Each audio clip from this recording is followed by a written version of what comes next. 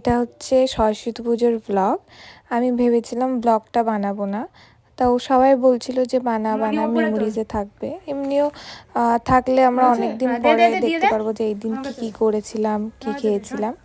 তো সকাল সকাল আমি সব শাড়ি টাড়ি জুয়েলারি সব রেডি করে আগের থেকে রেখে দিয়েছিলাম।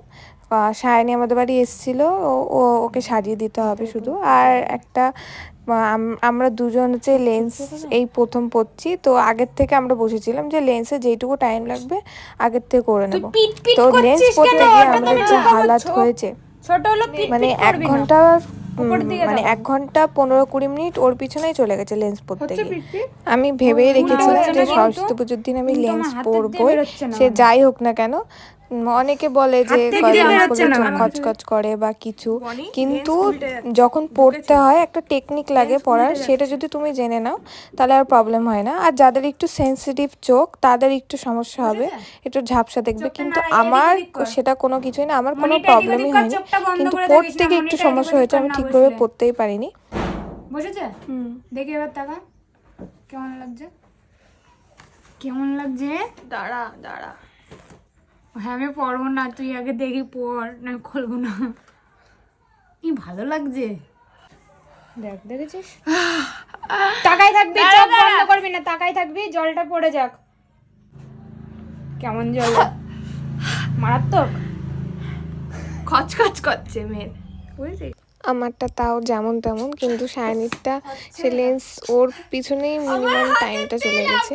আমি তাও আমার তাড়াতাড়ি তাও হয়ে গেছে, ওর সে 1 ঘন্টাই লেগেছে লেন্স পরতে। ওর একটু সেন্সিটিভ চোখ। আর আমার লেন্সের কালারটা হচ্ছে ব্রাউন। ইচ্ছে ছিল একটু গ্রে টাইপের পরার, কিন্তু প্রথমবার পরছি তো, এবার দোকানদারও বললো প্রথমবার পরছো, আগের থেকে একটু ব্রাউন কালারটা ট্রায়াল করো না, তোমার স্কিন টোনের সাথেও ম্যাচ করবে।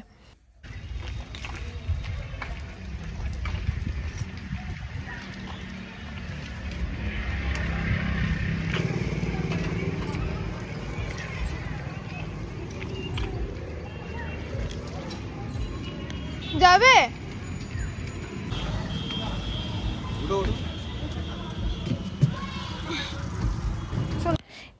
রেডি হয়ে আমি বেরিয়ে পড়েছিলাম। সায়নী আগে চলে গেছিলো ওর বাড়ি, ও কিছু খায়নি বলে ও খেতে গেছিলো। তো আমি লাস্টে আবার কাল করেছিলাম, তো ভাবলাম কালটা করে নিই হালকাভাবে। 10-15 মিনিটের মধ্যে কালটা করে আমি টোটো ধরে সায়নীদের বাড়ি যাচ্ছিলাম। আর এই চুড়িগুলো বেশ ভালোই যাচ্ছে আমার শাড়ির সাথে।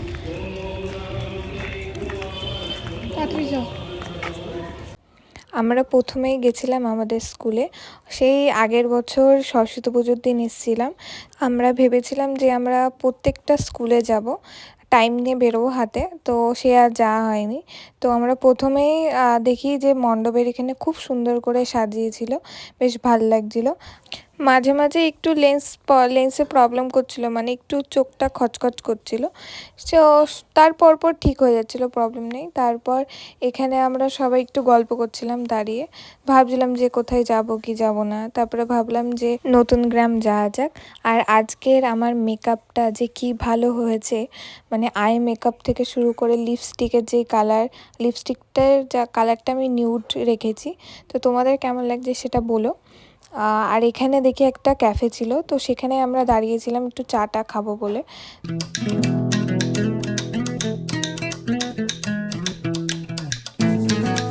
সকালে আমি খেয়ে বেরোইনি, তো ভাবলাম এখানে একটু চাটা খাবো।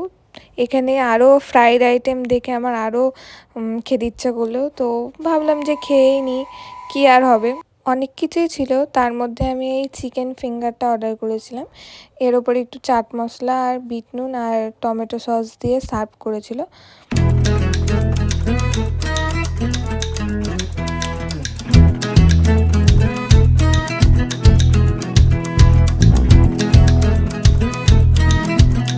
চিকেন ফিঙ্গারটা বেশ ভালোই ছিল, মানে ক্রিস্পি ছিল বেশ, আর কোয়ান্টিটি অনুযায়ী ভালোই দিয়েছিল।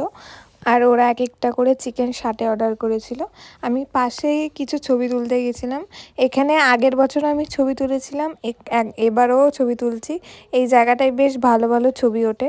আমরা ভেবেছিলাম যে এখান থেকে বেরিয়ে কলেজ যাব, কিন্তু আবার ডিসাইড হলো যে রেস্টুরেন্টে গিয়ে কিছু খেয়ে নিই, এমনিও সকাল থেকে কিছু খাইনি।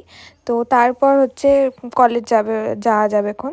কিন্তু রেস্টুরেন্টে পৌঁছেও দেখি সে প্রচুরই ভিড়। আমরা অনেক আগে গেছিলাম। রেস্টুরেন্টের দাদা ওনাকে বলা হয়েছিল যে এরপরে কিন্তু আমরা বসবো। আমরা বারবার করে দেখতেও যাচ্ছিলাম যে ভিতরে ফাঁকা আছে কি নেই। তো আমরা বারবার করে দেখছিলাম, কিন্তু এর পরে দেখি রেস্টুরেন্টে যে ওই দাদাটা অন্য একজনকে বসিয়ে দিয়েছে। আমাদের পরে এসেছিল সে। আমরা তো 2.5 ঘন্টা 3 ঘন্টা ধরে বসেছিলাম, কিন্তু আমাদের লাস্টে যারা এসেছিল তাদেরকে বসিয়ে দিয়েছে। আমরা তারপরে একটুখানি বলা টলাতে একটু রাগ দেখানোর পরে তারপর আমাদের বসতে দিল। আমরা এসছিলাম 2:30টার দিকে রেস্টুরেন্টে, আর খেতে বসছি 4:30টার দিকে। তো আর কিসের কলেজ যাওয়া, তো এই বছর আর কলেজ যাওয়া হয়নি। কষ্ট পাচ্ছিলাম একটু, কিন্তু ঠিক আছে, পরের বার যাবোখন। তো আমি অর্ডার করেছিলাম ড্রামস অফ হেভেন। ইচ্ছা ছিল ফিশ খাবার, কিন্তু ঠিক আছে। তারপর অর্ডার করেছিলাম জিরা রাইস, আর তার সাথে স্পাইসি গার্লিক চিকেন হয়তো। তো স্পাইসি গার্লিক চিকেনটা আমার মানে তেমন ভাল লাগেনি। আমি ভাবলাম একটু স্পাইসি হবে, কিন্তু ভালোই লাগেনি আমার, একদম ভালো লাগছিল না খেতে। তার গার্লিক চিকেন দিয়ে আমি খেতেই পাচ্ছিলাম না, এত বাজে খেতে ছিল। নাকি আমার ভালো লাগছিল না কি না জানি না। তো আমি চিকেন কষা অর্ডার করেছিলাম, তো এর সাথে বেশ ভালোই লাগছিলো। চিকেনটা একটু মিষ্টি মিষ্টি ছিল, কিন্তু ঠিকঠাক, গার্লিক চিকেনের থেকে বেটার ছিল।